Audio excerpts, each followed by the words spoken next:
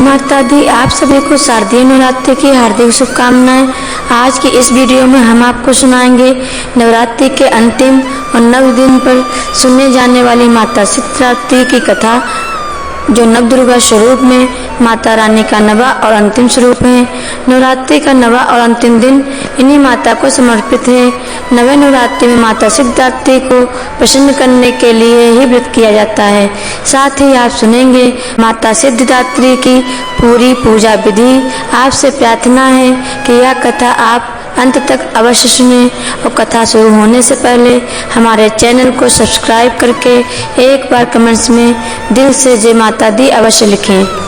माता सिद्धिदात्री नवरात्रि के नवे और अंतिम दिन पर इस कथा को सुन रहे सभी भक्तों पर अपनी विशेष कृपा बरसाएं। तो आइए अब शुरू करते हैं नवरात्रि के नवे दिन पर नवदुर्गा के अंतिम स्वरूप माता सिद्धिदात्री की कथा। तो प्रेम से बोलिए श्री गणेशाय नमः। ओम जयंती मंगलाकाली भद्रकाली कपालिनी दुर्गा क्षमा शिवा धात्री स्वाहा सदा नमस्ते। माँ दुर्गा जी की 9वीं शक्ति का नाम सिद्धिदात्री है। ये सभी प्रकार की सिद्धियों को देने वाली हैं।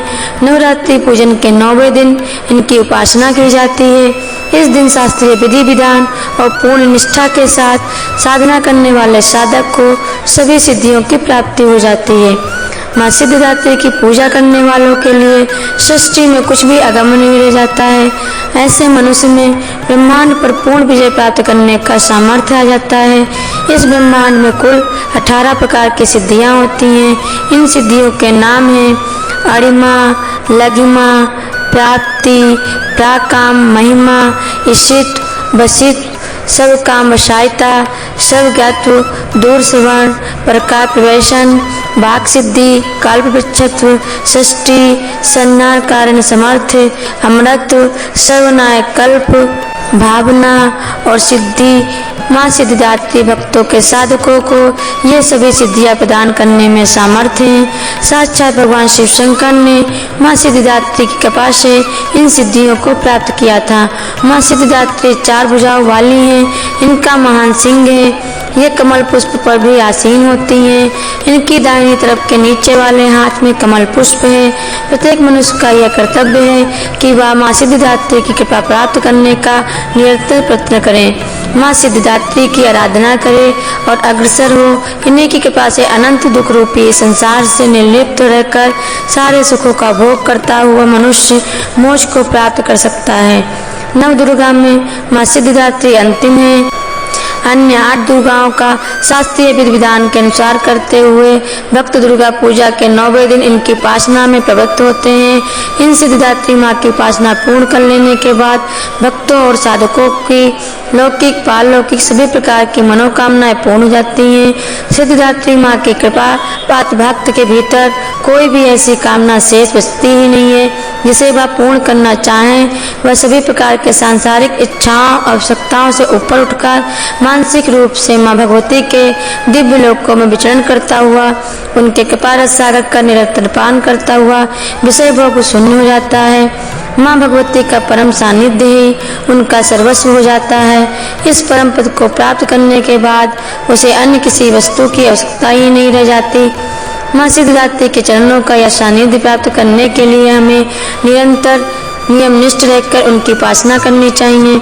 माँ भगवती का स्मरण ध्यान पूजन हमें इस संसार के मिथ्या होने का बोध कराते हुए वास्तविक परम शांतिदायक मार्ग की ओर ले जाने वाला है।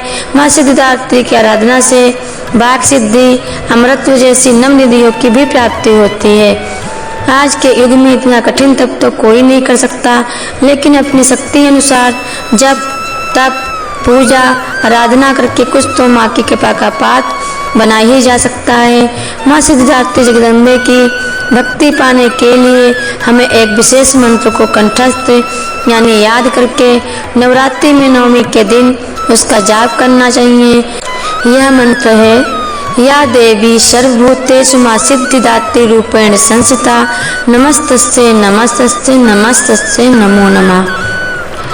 एक सर्वसाधारण मनुष्य के लिए यह श्लोक सरल, स्पष्ट और आराधना योग्य है। इस श्लोक का अर्थ है, हे माँ सर्वत्र विराजमान है और माँ सिद्धिदात्री के रूप में प्रसिद्ध अम्बे आपको मेरा बारंबार प्रणाम है।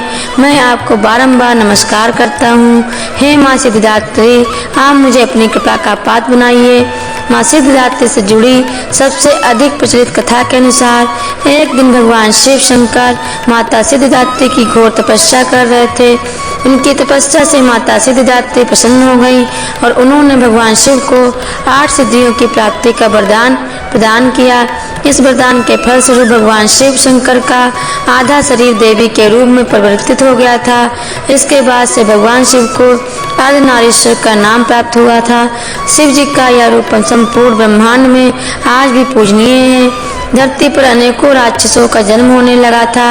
ऋषि मुनियों तथा सज्जन लोगों का निवास करना मुश्किल हो रहा था। इसी बीच जब पृथ्वी पर महिषासुर नामक दैत्य के अत्याचारों की अति हो गई थी, तब उस दानव के अंत हेतु सभी देवतागण भगवान शिव तथा विष्णु जी से सहायता लेने पहुँचे। उस दानव के अंत के लिए सभी देवताओं ने तेज उत्पन्न किया, जिसके जरिए माता सिद्धिदात्री की उत्पत्ति हुई थी। माता सिद्धिदात्री की एक अन्य कथा के अनुसार जब पूरे ब्रह्मांड पर चारों ओर अंधकार हो गया था और रोशनी की कोई भी संकेत नहीं था, तब उस अंधकार से भरे ब्रह्मांड में ऊर्जा की एक छोटी सी किरण प्रकट हुई थी। धीरे धीरे इस किरण ने बड़ा आकार लेना शुरू कर दिया। अंत में इसने एक दिव्य नारी का रूप धारण कर लिया। यह देवी भगवती का 9वां स्वरूप माँ सिद्धिदात्री का था। फिर माता सिद्धिदात्री ने ही प्रकट होकर ब्रह्मा जी, विष्णु जी और महेश जी को जन्म दिया। माता के इस रूप की पूजा मानव ही नहीं बल्कि सिद्ध, गंधर्व, यक्ष, देवता और असुरगण भी करते हैं। सिद्धिदात्री देवी का पूजन करने से मोक्ष की प्राप्ति होती है। देवी के इस रूप की पूजा व्यक्ति को अमृत मार्ग की ओर ले जाने का काम करती है। नवमी के दिन भक्त माता सिद्धिदात्री की पूजा अर्चना करने के बाद कन्या भोजन कराते हैं। ऐसी मान्यता है कि कन्या भोजन कराने से ही माता सिद्धिदात्री पूजा को ग्रहण करती हैं। माता सिद्धिदात्री की 4 भुजाओं में गदा, चक्र, डमरू और कमल का फूल विराजमान है। माता सिद्धिदात्री को बैगनी रंग अत्यंत प्रिय है। इस दिन माता सिद्धिदात्री को 9 प्रकार के फूल अर्पित करने और मिठाई का भोग लगाने से माता सिद्धिदात्री जल्दी से प्रसन्न होकर अपने भक्तों के सभी कष्टों का निवारण करती हैं। नवरात्रि के 9 दिन 2 से 10 वर्ष तक की कन्याओं में माँ दुर्गा सिद्धिदात्री के रूप में साक्षात वास करती हैं। इस तरह माँ सिद्धिदात्री की पूजा अर्चना करने से माता जल्दी प्रसन्न होकर मनोकामनाएं पूर्ण करती हैं। माँ सिद्धिदात्री को माँ दुर्गा का प्रचंड रूप भी माना जाता है। कहते हैं कि जब किसी पर माँ सिद्धिदात्री की विशेष कृपा रहती है, ऐसे लोगों के शत्रु उनके इर्द गिर्द भी नहीं भटक पाते। इसी के साथ मनुष्यों की कुंडली का 6ठा और 11वां भाग माँ सिद्धिदात्री की पूजा से ही मजबूत होता है। माँ सिद्धिदात्री की पूजा करने से दुश्मनों से छुटकारा मिलता है और केतु से संबंधित दोष खत्म होते हैं। अब जानिए नवरात्रि के 9 दिन सिद्धिदात्री माँ की पूजा विधि व माँ सिद्धिदात्री की पूजा आखिरी दिन होती है, इसलिए इस दिन विशेष हवन का विधान है। इसलिए हो सके तो मिट्टी की वेदी बनाएं, फिर तांबे के पात्र में हवन करें। सर्वप्रथम माता जी की चौकी पर माँ सिद्धिदात्री की मूर्ति या चित्र को स्थापित करके दीपक धूप जलाएं। साथ ही माँ सिद्धिदात्री का आवाहन करें।